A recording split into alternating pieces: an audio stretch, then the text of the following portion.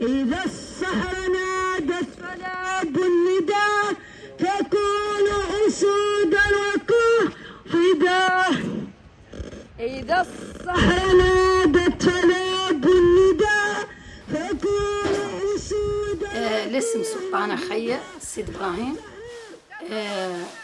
نسكن في مدينة بوجدور المحتلة، رئيسة الرابطة الصحراوية للدفاع عن حقوق الإنسان وحماية الثروات، عضوة الهيئة الصحراوية لمناهضة الاحتلال المغربي.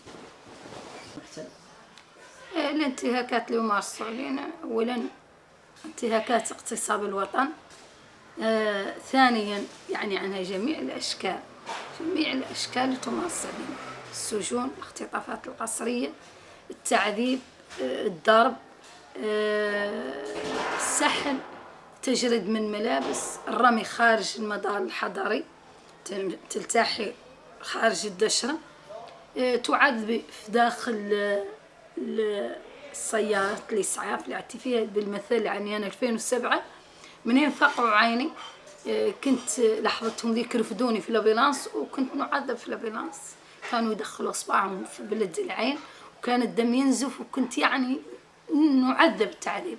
يعني هذا جميع أشكال التعذيب نحن نتعرضوا له، بالحقن السامة اللي يعني عنها تخذل، بالشباب والأطفال ذاك يستعملوا لهم نوع من المخدرات، فنيد، يعطوا لهم في شوكولات، يعطوا لهم في قيطة، يعطوا لهم في مناضة، يعطوا لهم في من أجل كان الشعب الصحراوي يخسر هذا المجتمع، يخسر شبابه، يعني ما تعود عنده أفكار عنه يدافع عن هذا الوطن.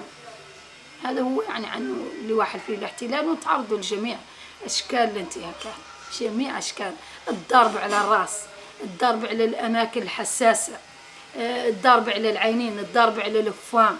يعني هذا نوع من الانتهاكات يمارسها الاحتلال المغربي على الشعب الصحراوي، كيف ما يمارسوها إسرائيل على الفلسطينيين. يعني نفس التعذيب، نفس المعاناة، نفس قولوا الثقافة الصحراوية الحقيقية بالنسبة لنا تمثلنا كصحراويين، وتميزنا مجتمع مع هذا المحتل اللي هو من 75 باقي يعني عم على الثقافة الصحراوية. بالفعل يعني أنا بعد موصي على التشبث باللغة الحسانية اللي هي تمثل الشعب الصحراوي. وأنا الحقيقة ماني فنانة، أنا لا وطنية كيف أي صحراوية، ولا نقدنا نغني.